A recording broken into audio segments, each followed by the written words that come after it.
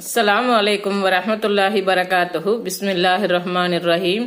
அன்பான சகோதர சகோதரிகளே, எல்லாம் வல்ல அல்லாஹ்வின் நல்லடியார்களே, இன்று நாம் காணவிருக்கும் தலைப்பு அல்லாஹ்வின் அருள் வளம் பரக்கத் பெறுவது எப்படி.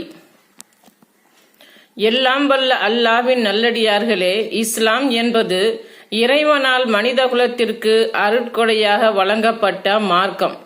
இந்த மார்க்கத்தில் அங்கம் வகிக்கும் முஸ்லிம்களாகிய நமக்கு இறைவன் வழங்கி இருக்கின்ற அருட்கொடைகளில் ஒன்றான பரக்கத்தை பற்றியும் அதனை பெறுவதை பற்றியும் இந்த உரையிலே பார்க்க இருக்கின்றோம். அபிவிருத்தியின் அவசியம். இவ்வுலகில் வாழ்வதற்கு எத்தனையோ வழிகள் இருக்கின்றன. அதில் ஏதாவது ஒரு வழியை பின்பற்றி மனிதன் வாழ்ந்து கொண்டிருக்கின்றான். ஆனால் எல்லோருடைய வாழ்விலும் மகிழ்ச்சி நிலைத்திருப்பதில்லை. வரும் வருமானம் போதுமானதாக இருப்பதில்லை. எவ்வளவு சம்பாதித்தாலும் கடன் இல்லாமல் இருப்பதில்லை.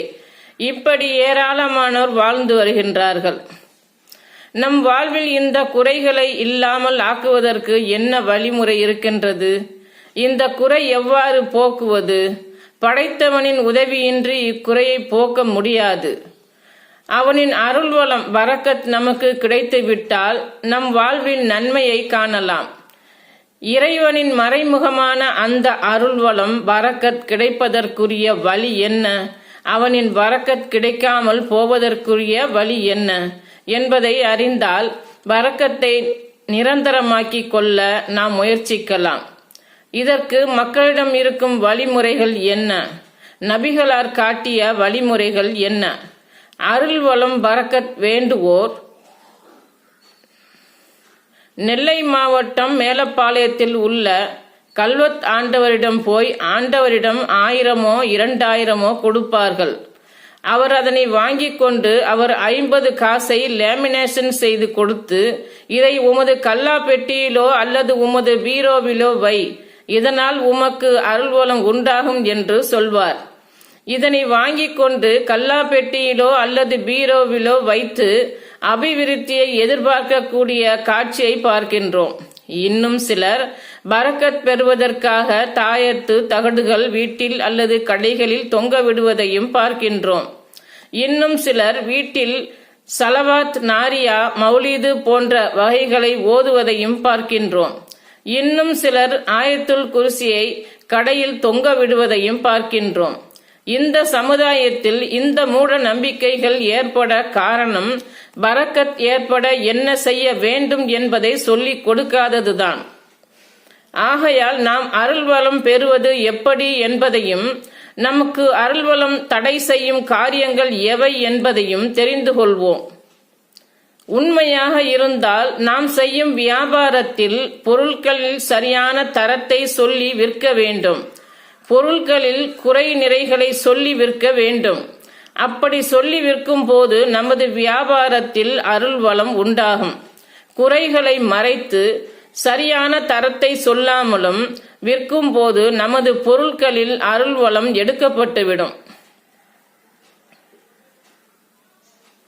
அல்லாஹ்வின் தூதர் ஸல்லல்லாஹு அலைஹி வஸல்லம் அவர்கள் கூறினார்கள், விற்பவரும் வாங்குபவரும் பிரியாமல் இருக்கும் வரை வியாபாரத்தை முறித்து கொள்ளும் உரிமை இருவருக்கும் உண்டு.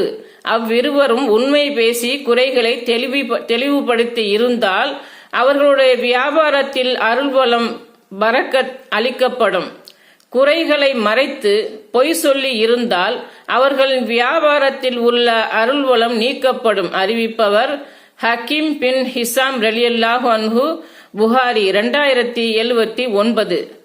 இன்று முஸ்லிம்களில் பலரும் இந்த காரியத்தை செய்து வருவதால் முஸ்லிம்களுக்கு கிடைக்கக்கூடிய பொருளாதாரத்தில் அபிவிருத்தி எடுக்கப்பட்டு விடுகிறது.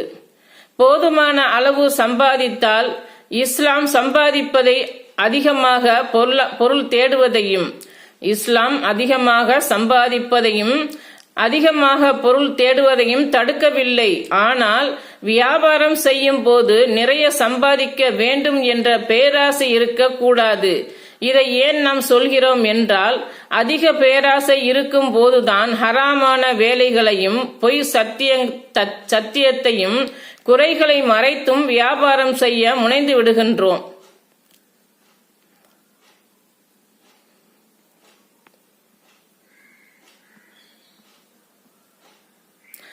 ஹக்கீம் பின் ஹிசாம் ரலியல்லாஹு அன்ஹு அவர்கள் கூறியதாவது, நான் நபி ஸல்லல்லாஹு அலைஹி வஸல்லம் அவர்களிடம் உதவி கேட்டேன், அவர்கள் எனக்கு வழங்கினார்கள். மீண்டும் உதவி கேட்டேன், வழங்கினார்கள். மீண்டும் கேட்டேன், வழங்கிவிட்டு, ஹக்கீமே, நிச்சயமாக இந்த செல்வம் பசுமையானதும் இனிமையானதும் ஆகும். யார் இதை போதுமென்ற உள்ளத்துடன் எடுத்துக்கொள்கின்றாரோ அவருக்கு இதில் வளம் ஏற்படுத்தப்படும். யார் இதை பேராசையுடன் எடுத்துக்கொள்கிறாரோ அவருக்கு அதில் வளம் ஏற்படுத்தப்படாது. அவன் உண்ட பின்பும் வயிறு நிரம்பாதவன் போல் ஆவான். உயர்ந்த கை தாழ்ந்த கையை விட சிறந்தது என்று கூறினார்கள். நூல் புகாரி 1472. அஸ்ஸலாமு அலைக்கும் வரஹ்மத்துல்லாஹி பரகாத்துஹு.